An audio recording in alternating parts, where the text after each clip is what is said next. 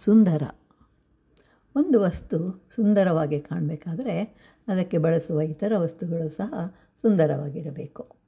ಉದಾಹರಣೆಗೆ, ಒಂದು ಬಟ್ಟೆಯ ಸೌಂದರ್ಯ ಹೆಚ್ಚಬೇಕಾದರೆ ಅದಕ್ಕೆ ಉಪಯೋಗಿಸುವ ದಾರ, ಬಣ್ಣ, ನೇಯ್ಗೆಯ ಕೆಲಸ ಎಲ್ಲವೂ ಚೆನ್ನಾಗಿರಬೇಕು.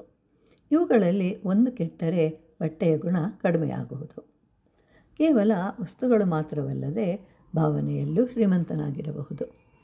ನಮ್ಮ ಮನೆ ಅರಮನೆ ಎಂದುಕೊಂಡರೆ ಆತ ಶ್ರೀಮಂತನಾಗುತ್ತಾನೆ. ಎಷ್ಟಿದ್ದರೂ ಅವನಿಗೆ ಅದು ಸಾಕು ಎನಿಸದಿದ್ದರೆ ಆತ ಬಡವನೇ ಆಗುತ್ತಾನೆ. ಬಹಳ ಹಿಂದೆ ಗ್ರೀಕ್ ದೇಶದ ರಾಜ ಅಲೆಕ್ಸಾಂಡರ್ ಎಲ್ಲ ದೇಶಗಳನ್ನು ಸೋಲಿಸ್ತಾನೆ. ಭಾರತವೊಂದನ್ನು ಗೆದ್ದರೆ ಇಡೀ ಭೂಮಂಡಲವನ್ನು ಗೆದ್ದಂತೆ, ಅಷ್ಟು ಶೌರ್ಯವಂತ. ಅವನು ತಕ್ಷಶಿಲಾ ವಿದ್ಯಾಸಂಸ್ಥೆಯ ಗುರುವನ್ನು ಸಂಧಿಸ್ತಾನೆ. ಅಲೆಕ್ಸಾಂಡರ್ಗೆ ತಿಳಿದಿತ್ತು ಅಲ್ಲಿಯವರೆಲ್ಲರೂ ಅತ್ಯಂತ ಬುದ್ಧಿವಂತರು ಎಂದು.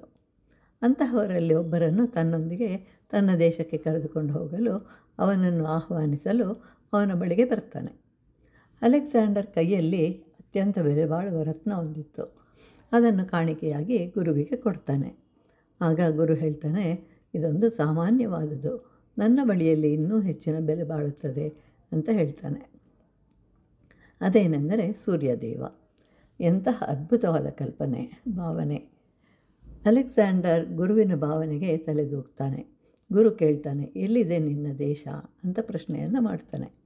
ಅಲೆಕ್ಸಾಂಡರ್ಗೆ ಉತ್ತರ ಕೊಡಲಾಗಲಿಲ್ಲ. ಈಗ ನೀನು ನನ್ನ ದೇಶಕ್ಕೆ ಬರದಿದ್ದರೆ ನಿನ್ನನ್ನು ಕೊಂದು ಕರೆದುಕೊಂಡು ಹೋಗ್ತೇನೆ ಅಂತ ಹೇಳ್ತಾನೆ. ಆಗ ಗುರು, ನೀನು ಅದಕ್ಕಿಂತ ಹೆಚ್ಚಾಗಿ ಏನು ಮಾಡಲಾಗುವುದಿಲ್ಲ ಅಂತ ಹೇಳ್ತಾನೆ. ಈ ಮಾತನ್ನು ಕೇಳಿ ಇನ್ನು ಇಲ್ಲಿರುವುದು ಸರಿಯಲ್ಲ ಅಂತ ಹೇಳಿ ಹೊರಡ್ತಾನೆ. ಆಗ ಗುರು ಹೇಳ್ತಾನೆ, ನೀನು ಈಗ ನಿಮ್ಮ ದೇಶ ಸೇರುವವರೆಗೆ ಜೀವಿಸಿರುವೆಯಾ ಅಂತ ನೋಡ್ಕೋ ಅಂತ ಹೇಳ್ತಾನೆ. ಗುರುವಿನ ಮಾತಿನಂತೆ ಅಲೆಕ್ಸಾಂಡರ್ ಪ್ರಪಂಚವನ್ನೆಲ್ಲ ಗೆದ್ದರೂ 4 ದಿನಗಳು ಆಳಲಿಲ್ಲ, ಮರಣಿಸ್ತಾನೆ. ಸಾಯುವ ಮೊದಲು ಹೇಳ್ತಾನೆ, ಬರುವಾಗ ಖಾಲಿ ಕೈಯಲ್ಲಿ ಬಂದೆನೋ, ಹೋಗುವಾಗಲೂ ಖಾಲಿ ಕೈಯಲ್ಲಿಯೇ ಹೋಗುವೆನೋ. ಅಲೆಕ್ಸಾಂಡರ್ ಇದು ಲೋಕಕ್ಕೆ ತಿಳಿಯಬೇಕು ಅಂತ ಹೇಳ್ತಾನೆ.